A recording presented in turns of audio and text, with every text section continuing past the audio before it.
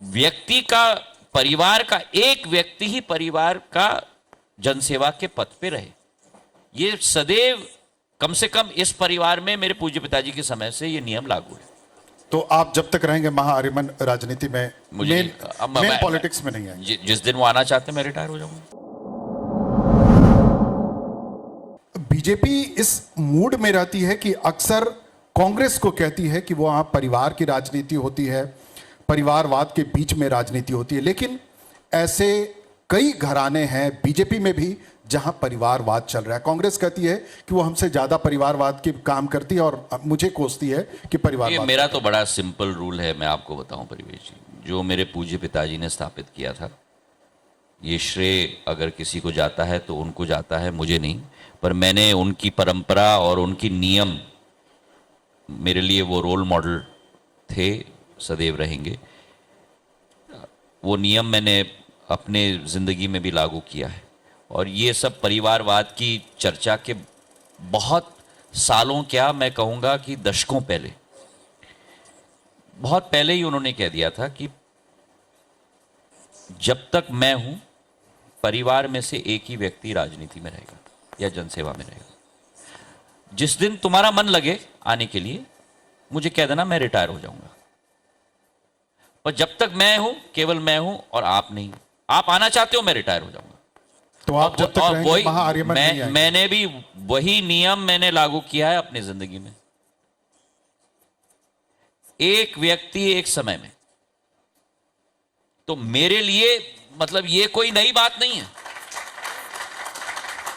अब अगर आप ये कहें कि आपके पिताजी जनसेवा में थे, आपकी आजी अम्मा जनसेवा में थी, आपके आजोबा मध्य भारत के राज प्रमुख थे, वो मेरे परिवार की का इतिहास है जिस पर मुझे बड़ा गर्व है। कब से इस देश में अगर मेरे पूज्य पिताजी, मेरी आजी अम्मा, मेरे आजोबा जनसेवा के पद पे लगे हैं, तो मैं तो मानता हूं कि ये एक अच्छी बात है। पर व्यक्ति का, परिवार का एक व्यक्ति ही परिवार का जनसेवा के पद पे रहे, ये सदैव, कम से कम इस परिवार में मेरे पूज्य पिताजी के समय से ये नियम लागू है। तो आप जब तक रहेंगे महाआर्यमन राजनीति में, मेन पॉलिटिक्स में नहीं आएंगे? जिस दिन वो आना चाहते हैं मैं रिटायर हो जाऊंगा। मुझे जनसेवा से मोह है, विकास से मोह है, प्रगति से मोह है, राजनीति से नहीं। राजनीति बड़ी कूटनीतिक भी होती है। मैं चीजें बनाने में प्रेम रखता हूं, चीजें बनाने में मेरी फुर्ती रहती है, चीजें बनाने में, लोगों को आगे बढ़ाने में मेरी आशा रहती है। कभी कभी राजनीति में बड़ी केंकड़े वाली आदत रहती है कि अगर प्रवेश जी आगे बढ़ रहे हैं और मैं आप तक नहीं पहुंच सकता, तो मैं अपने आप को ना आगे बढ़ाऊं, मैं आपके टांग को पकड़ के ऐसे खींच दूं कि आपको धरातल पे ला दूं। मैं उस पर विश्वास नहीं करता। ये जिंदगी थोड़ा, मेरी विचारधारा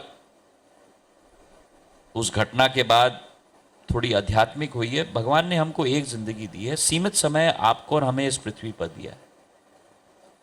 उस सीमित समय में लोगों के दिल जीतो, अच्छा काम करो, अपने दुश्मनों का भी या प्रतिद्वंदियों का भी कभी बुरा मत सोचो, भला सोचो, क्योंकि अंत में जवाब आपको और हमें यहां नहीं देना है, हमको वहां देना है।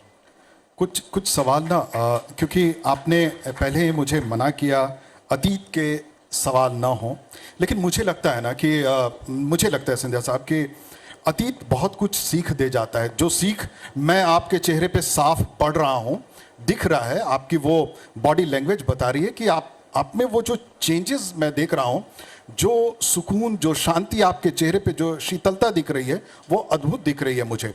तो मैं यहाँ से मानूं कि ये जो पूरा विपक्ष का कुनबा जो इकट्ठा हो रहा है और मध्य प्रदेश में जिस शीतलता के साथ आप खड़े हो रहे हैं, जिस ताकत के साथ आप उस जमीन को तैयार कर रहे हैं, कि यहाँ बहुत बड़ा बदलाव दिखेगा 2024 के लिए।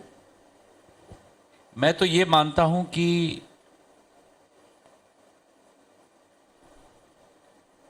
और फिर आप कहोगे कि मैं अध्यात्म के रास्ते पे चला हूं। मैं मानता हूं कि सफ़र लंबी होती है जी। और लंबी सफ़र में कुछ सुखद घटनाएं होती हैं,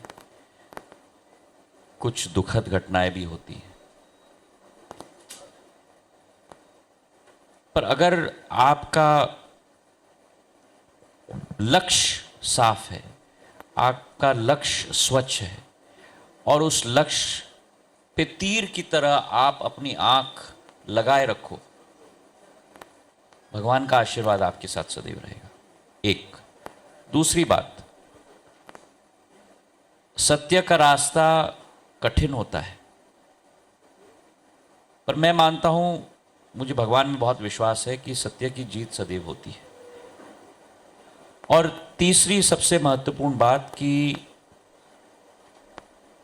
जिंदगी में सदैव मैं मानता हूं परिवेश जी कि आपको जवाब ना कांग्रेस को देना है, ना आपके विपक्षियों को देना है, जी। या आप मीडिया में हो, आपके दूसरे चैनलों को के साथ आपको प्रतियोगिता में जवाब देना है।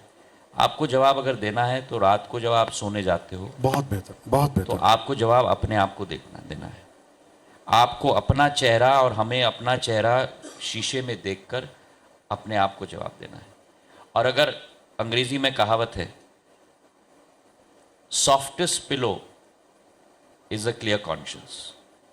अगर आपका दिल साफ है तो आपको बहुत चैन की नींद रात को आएगी। बहुत बहुत धन्यवाद।